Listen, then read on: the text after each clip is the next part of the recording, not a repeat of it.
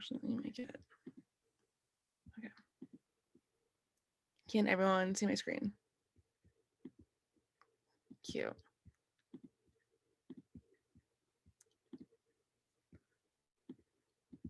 Let me do this. Okay. Hey everyone. So today I'm going to talk about classism in the classroom, advocating for first-gen and low-income students in higher education. My name is Maddie. I know most of you, but hey. So some of the learning outcomes for today, I hope that everyone get out of the session, is understand what the first-gen identity is, to learn about the different types of microaggressions first-gen students face when in college, to learn intervention techniques, how to make classrooms more accessible, just other peer-to-peer or staff-to-peer or different ways to intervene during bias incidents or microaggressions, and then also be able to share resources and intervene during class-based bias incidents. So I'm also going to share like what a class-based bias incident is too, or class-based microaggression. Because some of us may know what microaggressions are, but specifically like what happens when a class-based microaggression occurs. So I have a poll everywhere. I'm a big fan of these. So you can use your phone or your laptop to join in. There's a link up there. It says like Madison Pimen 947. You can text or go on the website. Maybe just share like what you define as a first-gen student.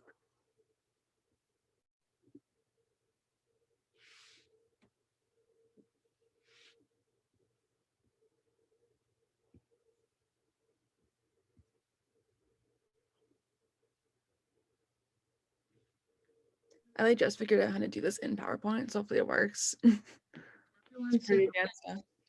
I can't see one, but The link I can put in the chat, but it's on if you text. I can't put the.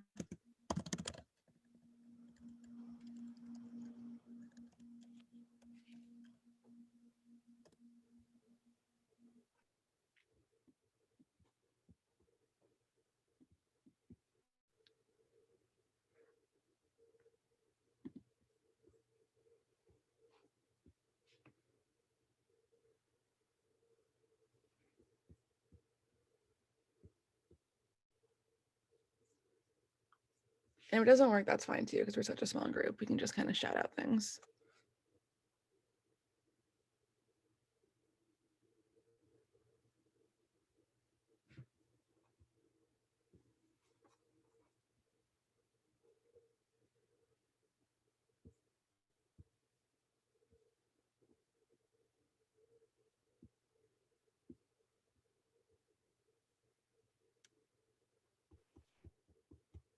Maddie, I'm having trouble with it.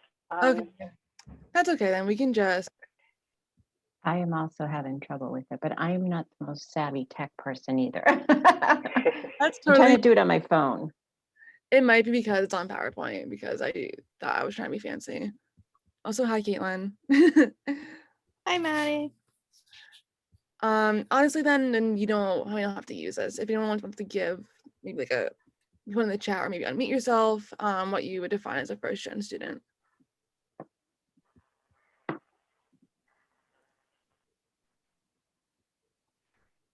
What comes to mind for me is just, student who is the first in their family to go to college.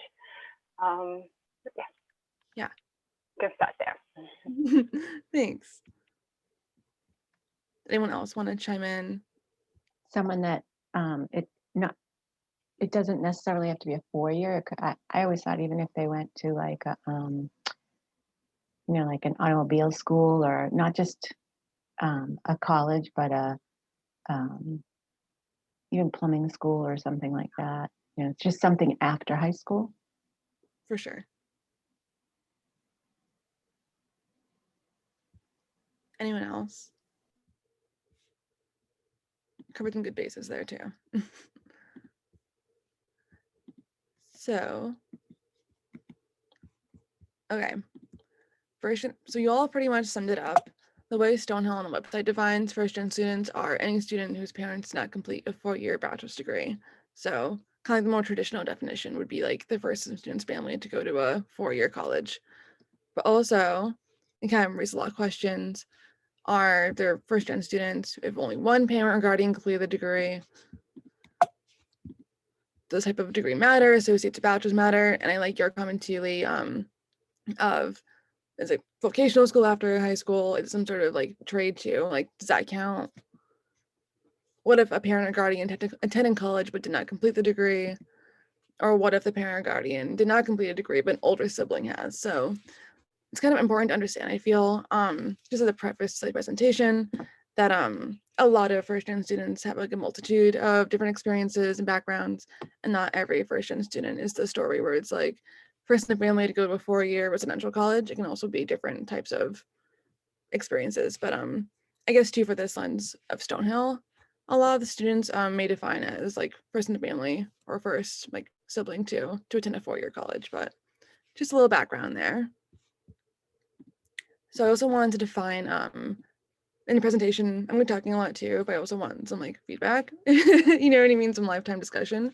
So I'll mostly jump in if you have a thought, and I'll leave room too for input and discussion. But different types of microaggressions. Microaggressions are everyday verbal, nonverbal, environmental slights, snubs, or insults, whether intentional or unintentional, which communicate hostile, derogatory, or negative messages to target persons based solely upon their marginalized group membership. A lot of words there. A lot of you may be familiar though with microaggressions. Oftentimes people see them as unintentional, sort of almost like everyday things that harm a person based on their marginalized identity. So types of microaggressions for first-gen low-income students I want to talk about. I pulled from this research study a lot of my presentation by Gray et al. They kind of like classify each microaggression really nicely and kind of like defined it. And of course, like not all microaggressions are going to fit nicely into boxes and labels, but I think it's a useful way of like looking at the types of microaggressions. So micro insults, micro invalidations, and micro assaults are the type of microaggressions a lot of first-gen students go through. And these happen not just in the classroom. I know my presentation says like classism in the classroom, but also like outside the classroom too, in social spaces and events. So micro insults. Does anyone have an idea maybe of what a micro insult could be? Again, no wrong answers here. Would that be something like, for even just saying, oh, your parents, for first gen, let's say, oh, your parents didn't attend college, or just referring to that fact, but in a in a less directive way. Yeah. You don't know what it's like to go to college or something like that. I don't know, like just refer to it, but in a more surface way, mentioning it instead of, I don't know, mentioning it and not, I don't know how I'm trying to say it, but mentioning it, not really putting it down, but mentioning it, and that person might be sensitive to that fact. Yeah, for sure. That's pretty much here too. Let down. So like you said, like interpersonal interactions, like be verbal, nonverbal, or environmental cues that communicate rudeness, slights, and insults that demean a person's group identity and heritage. So like you said, it's like very like small little things, and they're kind of like highlighting usually the person's identity, or with first gen students, the fact that their parents didn't go to college or something. Yeah, they kind of allow the perpetrator to convey their privileged view. I put some examples in each of these too. Like example, like, oh, you should have a backup plan. People where you come from don't go into the medical field. So someone is aware of someone's background and is using that to be like, you don't really belong in this space. Or for example, this happens a lot, I feel too. Oh, wow, you must work so hard to get where you are as a first gen student. You're gonna do so much better than your parents. And that kind of implies that the parents like aren't successful in any way because they didn't go to college, and you can't find success other than college, or it kind of is just demeaning to the person's identity as a first gen student, but also was like a member of their family. And if anyone has any questions too, like what constitutes like microaggressions too, or why this is like a micro insult, like raise your hand, or just like, again, you unmute. Also, hi Dan. We're like in the beginning presentation, so you're all good. Then there are micro assaults. Does anyone have an idea of what micro assault might be?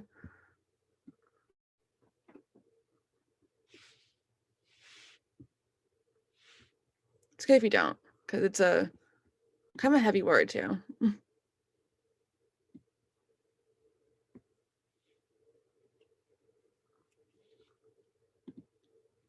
I can put it out. It's consciously perpetrated through overt or covert expression, or the acting out of conscious bias, such as invoking images of the poor as lazy, stupid, and illiterate, or using racial slurs. So there's often a common like underlying theme a lot too with class-based microaggressions that kind of rely on the stereotype that poor people or the working class are lazy, or they just don't have enough knowledge, or they're stupid, and that's why they are where they are, instead of recognizing kind of the systematic approach of how, you know, American institutions and society keeps poor people where they are, and how it's really hard and difficult, especially from intersectional approach, to really climb that socioeconomic ladder. So this micro assaults are kind of more direct, and they're kind of more not hinting at either, like directly attacking that kind of stereotype, where people are kind of like, oh, how do your parents not know what a TA is? Or I remember when I identified as a first gen student, and when I applied to be an RA, my mom was like, what is an RA? Like, what do you do? And I had to ask my mom recently too, like, she's like, oh, like, I was like, Mom, what do you think I do as an RA? And she's like, you are the police. I'm like, yeah, that is my sole role. But so kind of things like that, where people are hinting at like, what do you mean your parents don't know this? Or one time it's not a Stonehill student, it's pulled from a study. I do have more Stonehill quotes after, but I want to just highlight that it's not a Stonehill student. That one time I was at a party where a group of people jokingly talked about how they played a game called College or No College, implying that they judge people based they see on the streets as to whether or not they went to college or not. It was very insulting and elitist. This is more of a micro assault because one, it's more very targeted to the person's identity, where it's like, if you don't go to college, you have to look a certain way, or you look probably poor, lazy, and stupid. And people who do identify as first gen or low income are kind of othered in that moment. During my freshman year, someone was like pulling out housing information from everyone and seeing like what everyone's like house was worth. It was really weird, but that was also like a micro assault, I would say. And then micro invalidations. If anyone wants to give a spin, it's okay if you don't want to either.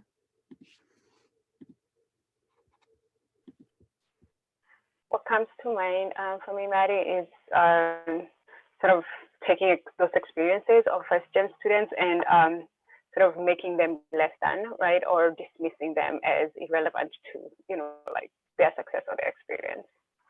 Yeah, definitely. Exclude, negate, or nullify psychological thoughts, feelings, beliefs, and experiences of target groups. Definitely like minimizing their feelings from that identity. Spot on.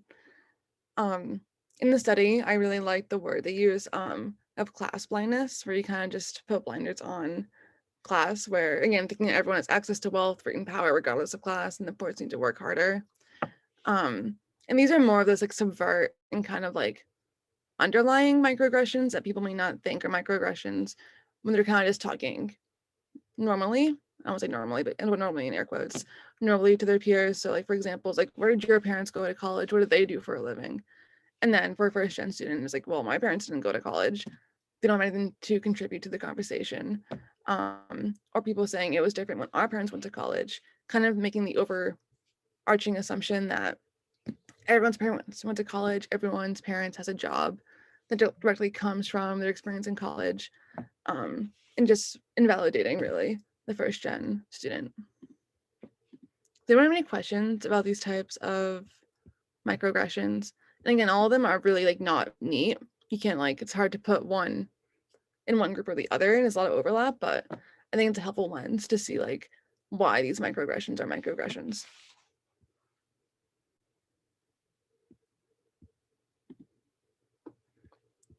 If not, we'll move on. I have one question, Addie. Are these the only 3 types of categorized microaggressions, or are they other ones and we're just discussing 3? Because it used to be just called microaggressions. So I think it's great that they now have categories. Are there even more and we're just discussing these three? I'm just curious. Yeah, I pulled these three from a specific study, but I'm sure there are other ones that people have classified, and probably not just for the first gen identity, but for other identities as well.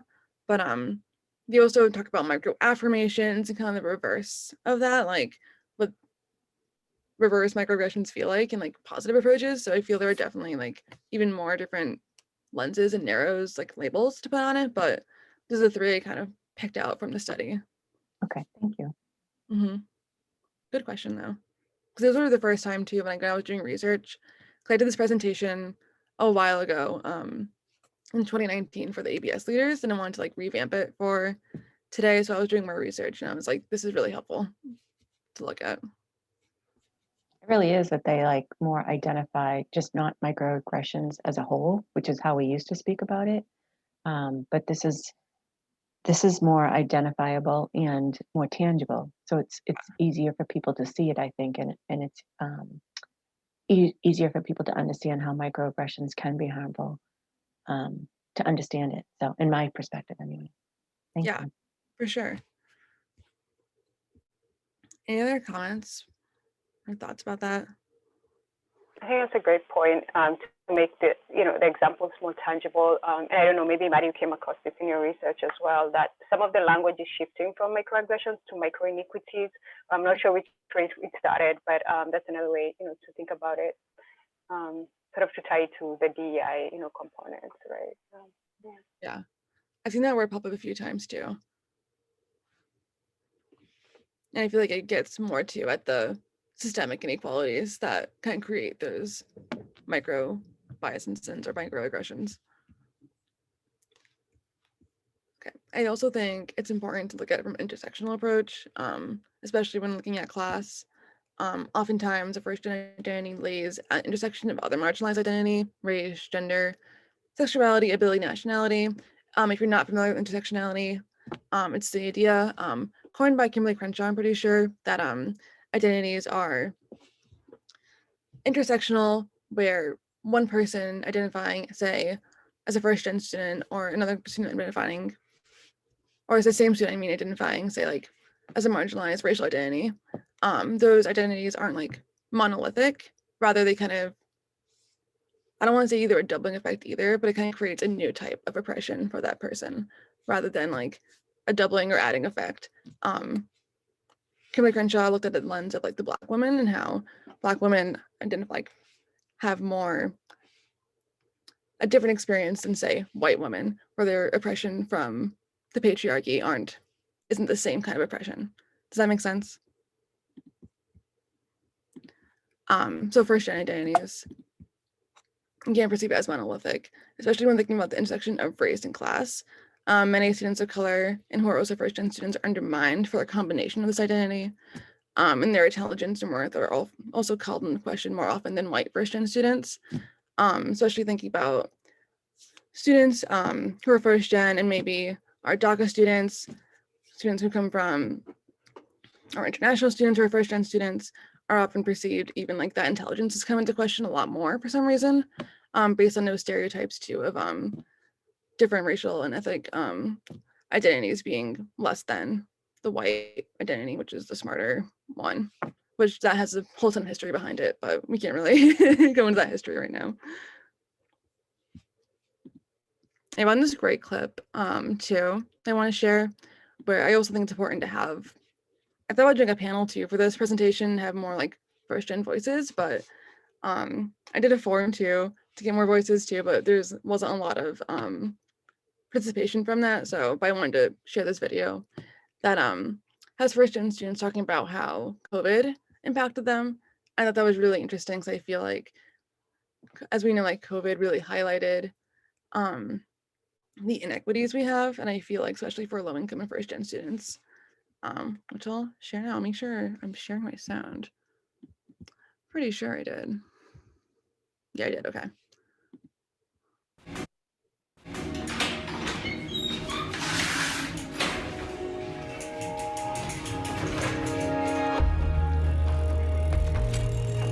I keep going so I can make it. So when I make it, I can help the family, but also my siblings can look up to me as a role model. Shafiu Asumanu of New York City is the oldest of 4 and son of West African immigrants. He says the pressure to be his family's first college graduate is immense. My mom always tell me I'm her only hope, basically, in terms of education. She want me to go very far in life. And for her, the only way I can do that is through education. From a small Bronx apartment, Shafiu is finishing his degree in advanced economics. When his dad recently lost work, he started helping pay some family bills, working part-time as a researcher from his bedside desk. I decided to at least, help pay for the electricity and for the internet bill. The extra financial strain during the pandemic hasn't shaken Shafiu from his goal, but it is making it that much harder. Where I come from, what I have been through, what my parents have been through, to make sure I have this opportunity, that alone is a mindset that I have in me that, no matter what happened, I shouldn't give up. An estimated 400,000 students in this country will be first in their family to graduate college this year. Tonight, a look at 5 students fighting to stay on course, bearing their families' financial burdens and big hopes for a better future. I struggled for a couple months going back and forth between committing to law school or deferring my acceptance. Sophie Kim is reaching her goal at Rutgers University, a first-generation Korean immigrant, soon first-generation graduate.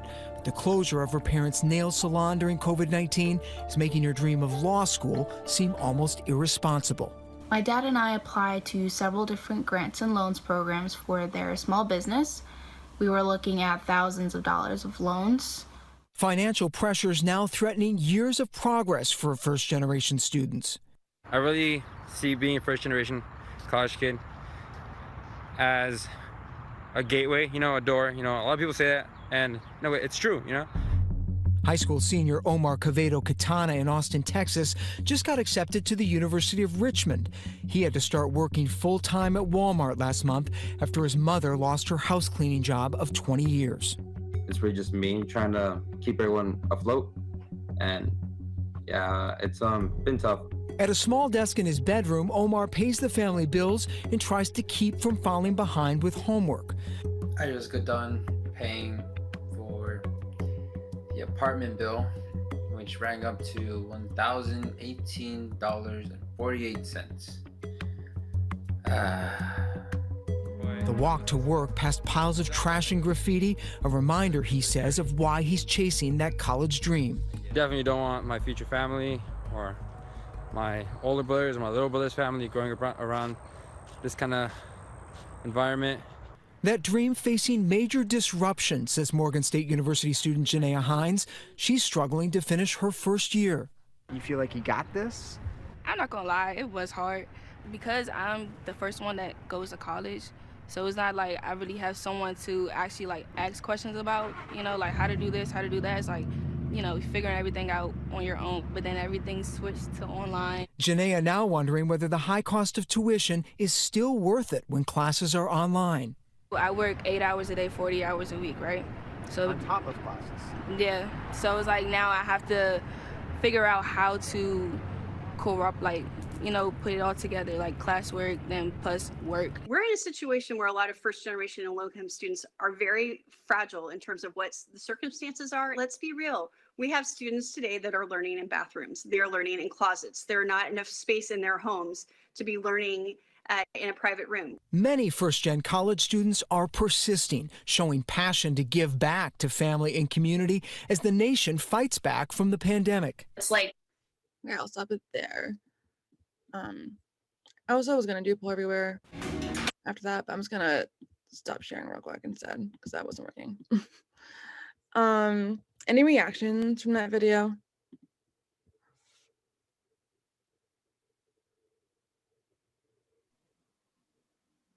Just how fortunate I am. I'm sorry, what?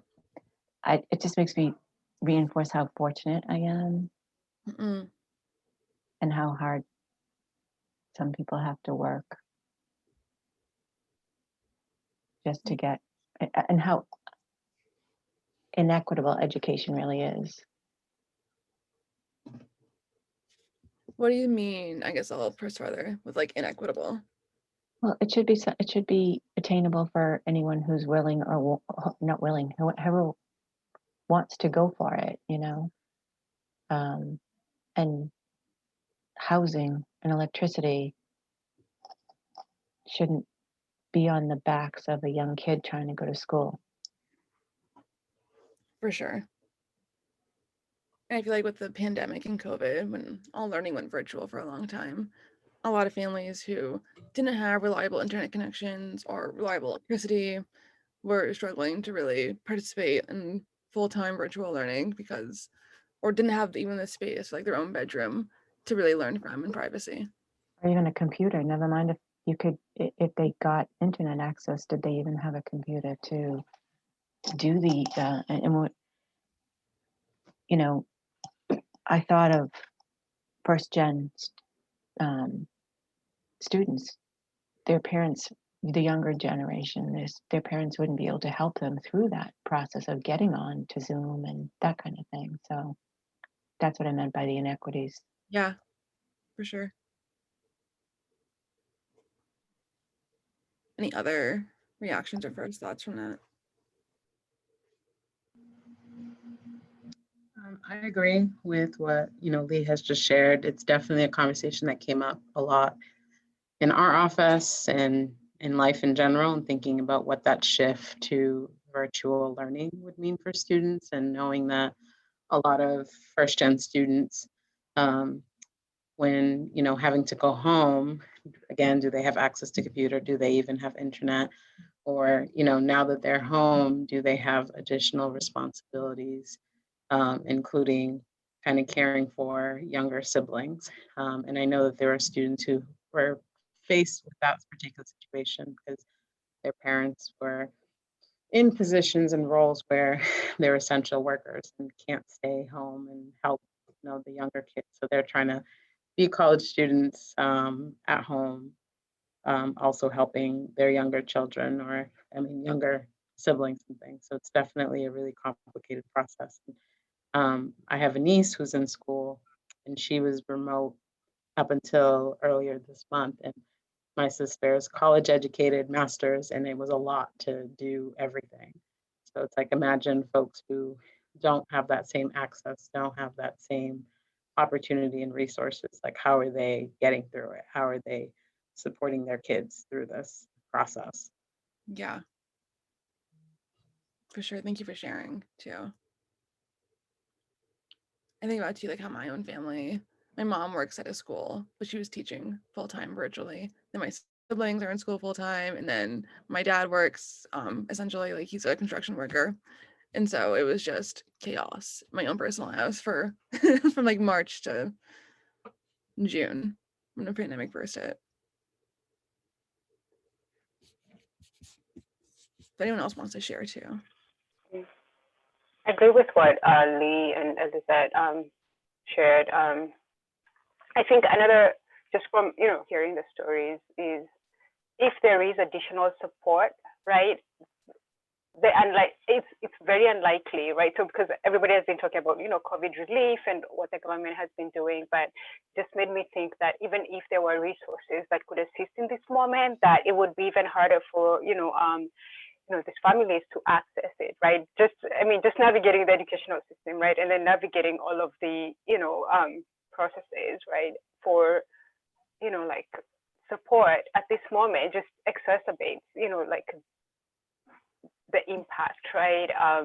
And just like when you think of literacy, it's just so like honestly, it always seems very complicated, right? But I think sometimes, let's say, like, because I'm navigating the American system, right, as an immigrant, I always say like this is between like as a first gen or student, right, or even as an immigrant family, like that barrier is so much more, right? But the public narrative is sort of like every family is going to get whatever resources to help navigate, but can each family access, does each family have a path to access that? that support, right? And how we created or removed those barriers that would limit would make it possible for everybody to tap into, like additional resources. So just made me think of that, like, and because it's a prolonged process, I imagine by the time if they did updates of those stories, I'm not. It would still break my heart to see this. I think I would expect at least that folks are still navigating this difficult process. Intersectionality, it's all of those, like different ways of being disadvantaged by multiple, aspects at the same time. For sure. Even like resources now, I feel aren't even accessed because of those barriers. And I feel like a lot of times for first-gen students too, like as a student themselves, they feel like they have to endure rather than like ask for help or even get the help if they want it. So definitely. That's such an important point, like endure through it as opposed to, right? I mean, right? But it's a mindset, right, that we don't often think about, like that's another barrier, right? Gotta grit your teeth and just do it. And I feel like the mindset too that was kind of like thrust upon because of the idea like that low-income students or first-gen students like are lazy, so they have to just like go through it themselves. Yeah. Thank you all for sharing. I was thinking too about like, what about the students that had special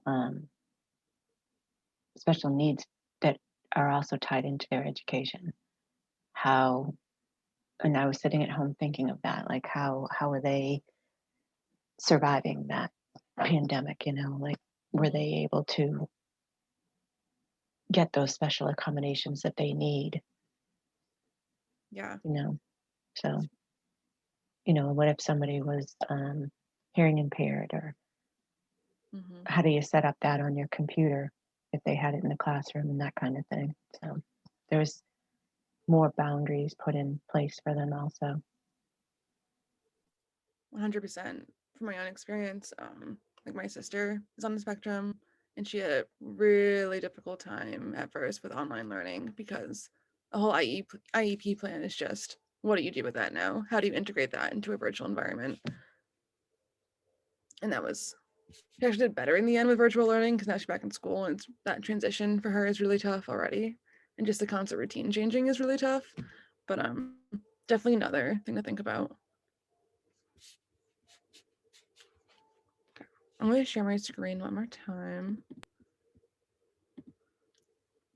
So these are all, I did a quick form just to gather some like quotes and thoughts from Stonehill students themselves on their experiences at Stonehill.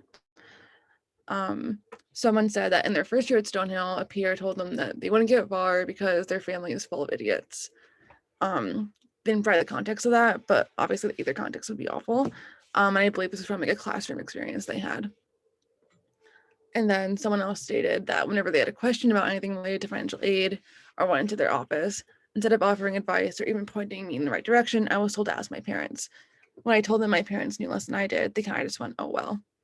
And it kind of goes back to one of the microaggressions I said earlier, where people have this overarching assumption that everyone's parents went to college, or everyone's parents knew how to access financial aid, which is already, that whole system itself is terribly inequitable and terribly hard to access and understand, especially as a first-gen student. So yeah, I thought that was really interesting and really like directly related to what we were saying earlier. And then some shared some more quotes about how they feel about Stonehill right now. Typical for Stonehill to do this, the question was like, how do you feel as a first-gen student at Stonehill? Or like, where do you stand, basically? You can't expect it to be easy to include students of low income and first-generation college students at a school. The cost of attendance is roughly $65,000 to $70,000 a year, without scholarship grants and scholarships. Without scholarship grants, scholarships is choice. Demographic at Stonehill is majority white, middle upper class people. Someone else said certain things are imagined about how our parents must know certain information or how we have money or our parents have money. And then it said Stonehill provides safe places for students to express themselves and learn, but doesn't protect against the harassment that accompanies being a first-gen student. Which I thought that one too was particularly interesting. And how I think all schools too have the dialogue groups and safe spaces to kind of talk about your experiences, but there are actual like daily microaggressions or biases that happen are hard to prevent too. You know what I mean? It goes from like repairing or like healing after things like that, but the preventative measures, like where are we now? And then some common responses that first-gen students have to some microaggressions. Like I said earlier, they have to just endure them and just go through it. Asking for help is a sign of weakness. They have to get through things on their own. And commitment lies in their own understanding of themselves, commitments to jobs, families, etc. A lot of their identity may come from their commitment to their family or their job. So there is that. And then code switching, or practice that allows first students to act more proper with their wealthier peers. Sometimes people talk about code switching with racial ethnic minority groups, but code switching can also exist within that socioeconomic class too. And then you do have their support networks, obviously, of other first-gen peers, and then mentors and understanding professors and things like that. But the identity work and code switching ones are some of the ones that are kind of a result of that oppression rather than actual support from people. I was gonna do breakout rooms, but we're not gonna do that, given the size of our group. But I thought maybe we can all brainstorm at the end here of different like strategies for intervention or education in your current role. So like students, like how as a peer or like a student leader, I know some RAs in the group, can you respond to incidents of class-based bias, or maybe even just outside your student leadership role, like how as like a student and a person, can you make your language and just your actions more equitable and not assuming that everyone has the same background as you? Or as a faculty member, how can, as a faculty member, make your class more accessible for first gen and low income students? And then staff member, how in your departmental role can you aid first gen and low income students? And I'll just stop sharing again because I don't like talking when I can't see everyone at once. But does anyone have any like immediate reactions to that? I know it's a big question, so that's why I was gonna do breakout rooms so everyone can just like brainstorm together without like me in it. But I know, even when I try to do it as a first gen student and try to make my language more equitable and not assuming, even because I know as a first gen student, not everyone has had my background, and I think my places of privilege from different identities and how I can use that to reflect.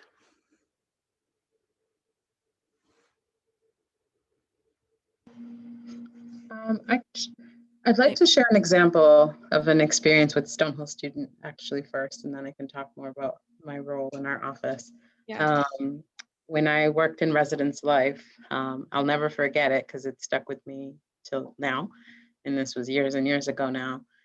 Had an incident where a student was under the influence of alcohol, and a typical, evaluation for alcohol. And typically, the RD, the campus police will ask student, regular questions to kind of gauge where they are in terms of their level of intoxication. And I'll never forget this because the student just started crying when asked questions about where they were from, and was reluctant to answer the question because a peer was in the room. And in that moment, that particular student apologized to the peer and said, "I'm sorry, I've been lying to you all this time." He was lying to his friends about where he was from because the city that he was from, what it was associated with in terms of poverty and things like that, and didn't want students to know kind of where he came from because of his socioeconomic background. And it was kind of like what you were saying, keeping this other identity of being from a neighboring town that was more affluent and to try to fit in more. So unfortunately, those things happen at Stonehill. So I'll never forget that particular experience. I've never had to feel like I've had to hide where I'm from, but for that student to feel that way, it was certainly really upsetting and sad to have them experience that. But I think one of the things in my role, obviously, our office tries to do a lot of support for first-gen students and low income. One of the things that we've identified a lot too is a lot of first-gen students don't really understand what first-gen means. So that's a big part of the process at first, is to even do that education on why it matters. Because there's a lot of opportunities that we provide, but students either don't know about it, because they see the word first gen, but they don't think it's for them. Or if they do, kind of again, that fear of asking for help or admitting, that they might need additional support. So that's one of the things that we're trying to work on, is, really trying to diminish that stigma of like what first gen means, and really thinking about like all the positive aspects of that, so students can get, all the resources and support that is prevalent to them. So that's kind of from our office. Some of the goals and the hopes that we have is just to create different opportunities, and not necessarily just thinking about, what it is to be a student. There's a lot of programs that we'd like to do and see doing. And it's not necessarily just first gen low income students can benefit from it. And I think that's one of the ways that maybe we can achieve a little bit more success, because any student can benefit. Thinking about financial literacy, financial wholeness and wellness, and what that means, all the different types of opportunities and things that any person can use, but trying to create more opportunities so first gen students can take advantage of those programs. And I think of my own experience as a student and being first gen, there was a lot I didn't know, particularly for students who financially is an issue here. While Stonehill can't help everything and everyone, there's oftentimes, if you ask the right folks or go to the right places, there's room for, even if it's a little bit more. And that's the difference between maybe, being able to pay for their books for the semester or not.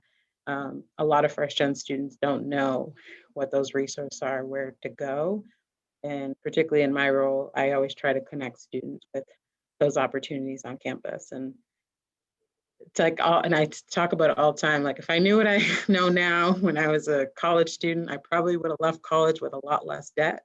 So trying to kind of pass that along so other students can know that information and don't find themselves in that situation if it's avoidable.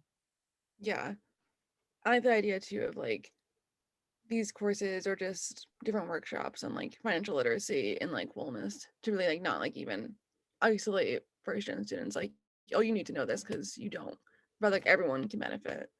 And I kind of wish I took that ideas class about like literacy, financial literacy. I feel like I probably could have benefited from that too. And also that first experience you shared was really powerful. I've definitely heard similar stories in different scenarios of people kind of just disclosing that part of their identity to avoid judgment. And it's really sad how like one, especially in Massachusetts, because Stonehill is such so many students from Mass here, and there's a handful of cities in Mass that people have these ideas about, such as Brockton, I'll say like Glen, Springfield, like Fall River, where people have these ideas about violence and poverty. But yeah, and I feel like people in Mass who grew up here will perpetuate those kind of ideas too more. Bye, Professor.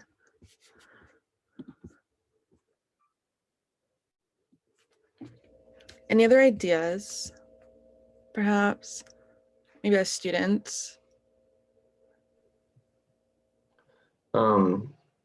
I wanted to say, so going off what Elizette said, as an RA, I think it's really important to understand the resources that first-gen students might need.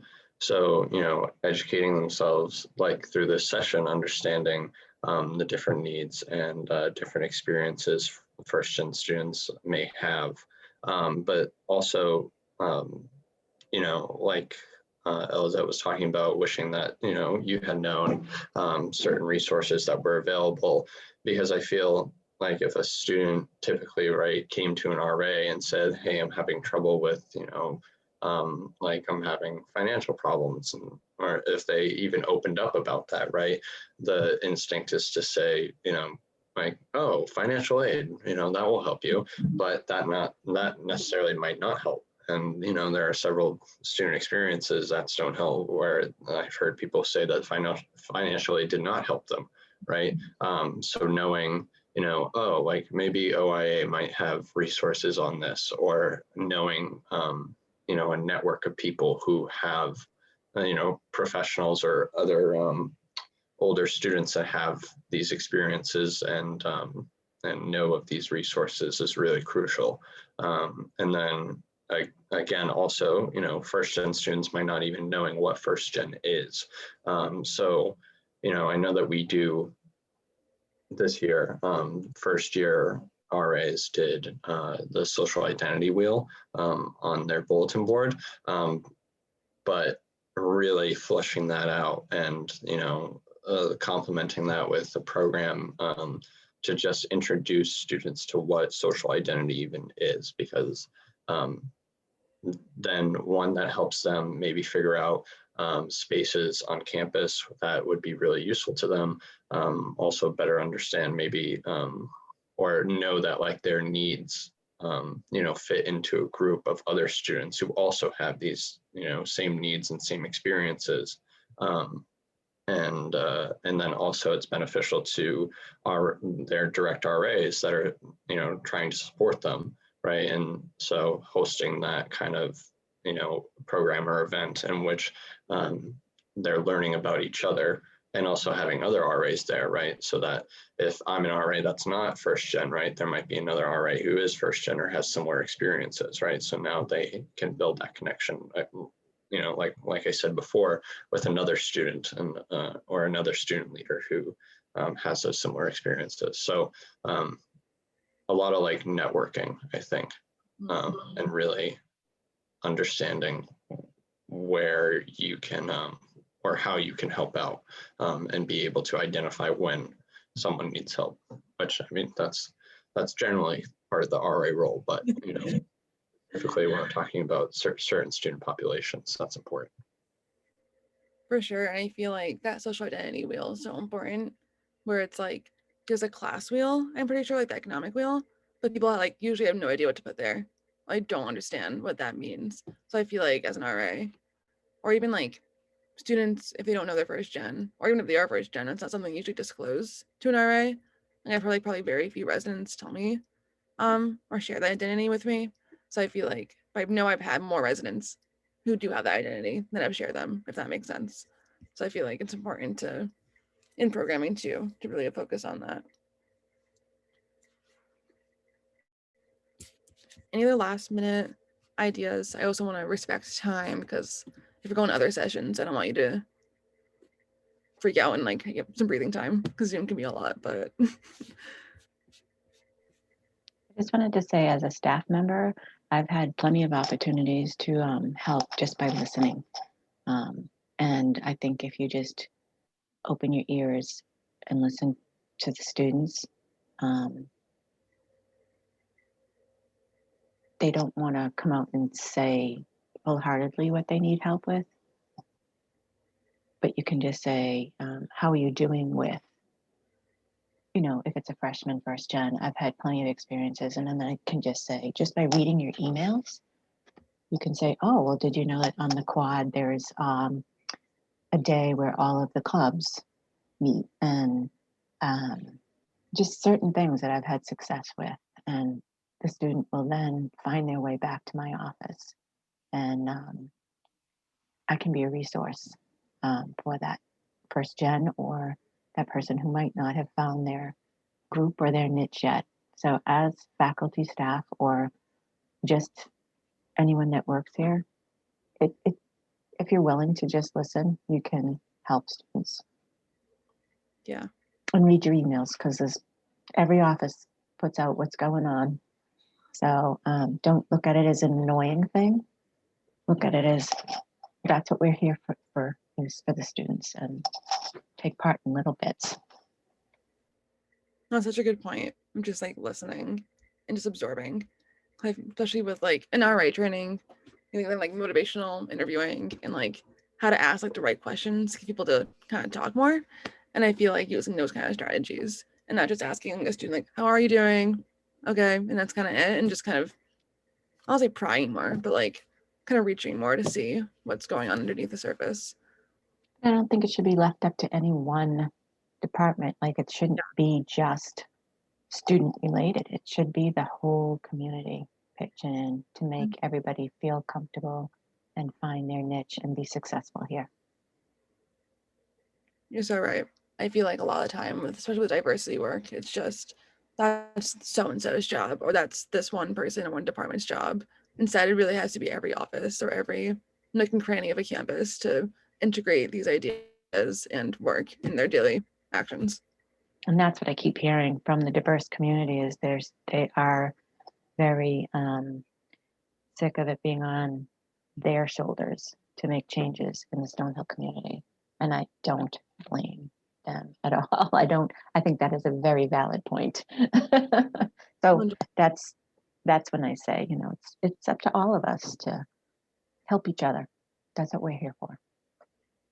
100%. And not just in words, in actions. Yeah.